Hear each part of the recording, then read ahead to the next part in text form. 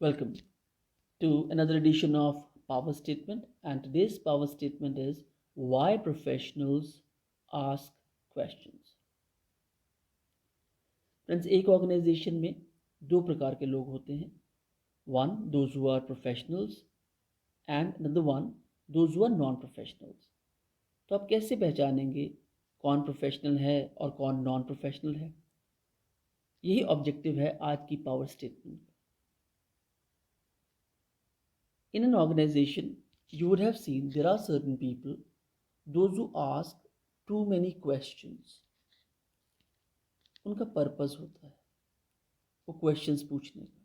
वो पर्पस ये है कि without asking questions, the right questions from the right person at the right time, आप कभी भी किसी भी कॉन्सेप्ट की क्लैरिटी तक नहीं पहुंच सकते. अब प्रोफेशनल्स को हायर ही इसीलिए किया जाता है कि वो कंपनी को ग्रोथ प्रोवाइड कर सके, और ग्रोथ तभी आती है जब उनके डाउट्स क्लैरिफाई हो जाते हैं. तो ये लोग वो हैं जिन्हें हम प्रोफेशनल्स कहते हैं. Before initiating a project they ask an number of questions. On the other hand, there are people those who are non professionals. वो कभी भी अपने डाउट्स को क्लैरिफाई नहीं करते. मैं उनकी पर्सनैलिटी से, उनकी बॉडी लैंग्वेज से उनको पहचान सकता हूँ. जो डाउटफुल आदमी होगा ना, वो कॉन्सेप्ट के बारे में भी डाउटफुल होगा, अपने बारे में भी डाउटफुल होगा, ऑर्गेनाइजेशन के बारे में भी डाउटफुल होगा. And it is a very risky situation. तो बीइंग अ प्रोफेशनल, आपकी जो वैल्यूज़ हैं वो हैं कि जब तक क्लैरिटी नहीं, you should not start your project, your work. अगर आप ऐसा काम करते हैं तो there is no much difference between you and another person who is a non professional. अगर आपने कोई प्रोजेक्ट, कोई काम छोटा बड़ा इनिशिएट करना है, prepare a list of questions. जो आपके डाउट्स हैं, किसी और के हो ना हो, आपके हैं, then you should be asking those doubts, clarifying it, and reaching to the right conclusion. अब बेनिफिट्स क्या हैं? Asking question is a principle and it always works. For example, एक क्लास में एक स्टूडेंट है और वो बहुत क्वेश्चंस पूछता है, तो टीचर्स हमेशा उस क्लास में एक्स्ट्रा ओवर प्रिपेयर्ड होके जाएंगी बिकॉज ऑफ दैट स्टूडेंट. तो वो स्टूडेंट अपने डाउट्स तो क्लियर करता ही है, वो टीचर्स को भी फोर्स करता है to be extra prepare.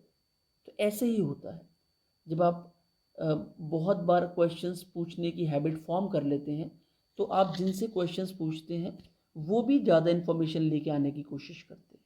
And that's how we people start benefiting the organization. Now, Einstein has once said that it is not that I am so smart, it is just that I stay with the problems a little longer. वो क्यों ऐसा कहते थे? Because he was aware कि अगर मुझे एक अच्छा साइंटिस्ट बनना है तो मुझे प्रॉब्लम्स को रेक्टिफाई करना पड़ेगा. और वो कैसे हो सकती हैं? By staying with the problems a little longer. और वो आप कब कर सकते हैं? When you ask too many questions और आपके डाउट्स क्लियर नहीं हों. आप सॉल्यूशन कंक्लूजन मोड में ना रहें. बहुत सारे लोग कंक्लूजन मोड में रहते हैं. They say too much of yes to their bosses. ये काम हो जाएगा, यस सर. ये काम हो जाएगा, यस सर. वो बहुत बार नॉड करते हैं, यस सर, यस सर. इसकी आउटकम्स आर डिजास्ट्रस. इसे हम कहेंगे solution mode and conclusion mode. तो be aware of such people. Now let's come to the benefits of asking questions. When you ask questions, friends, एक तो आप satisfied feel करेंगे that you are doing the right thing. दूसरा, कोई भी misunderstanding नहीं रहेगी. और जब भी कोई मिसअंडरस्टैंडिंग नहीं रहती है तो वो आपको प्रोटेक्ट करता है रीडूइंग से. जब आप मिसअंडरस्टैंडिंग पर काम करते हैं और करते चले जाते हैं तो आपको बहुत बार ना रीडू करना पड़ता है काम को।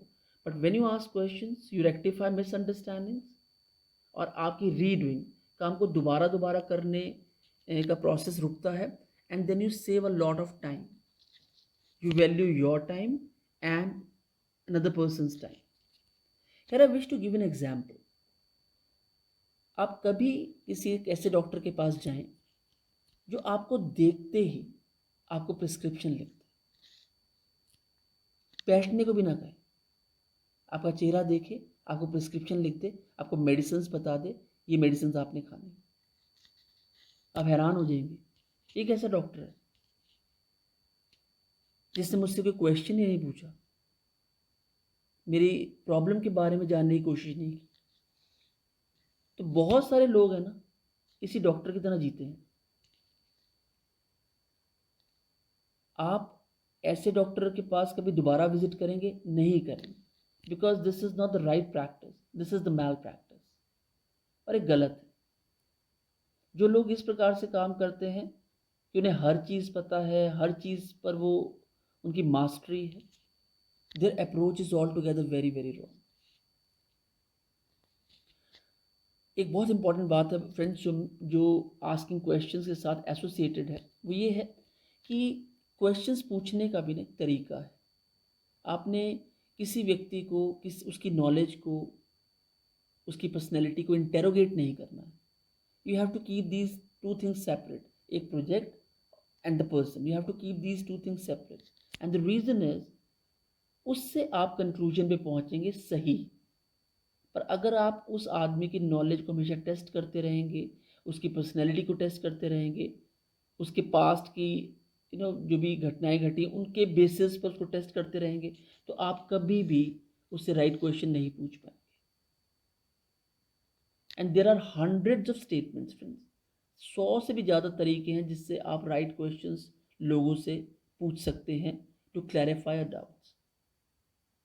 तो इससे क्या होगा, आपके काम की output within no time it will improve by leaps and bounds.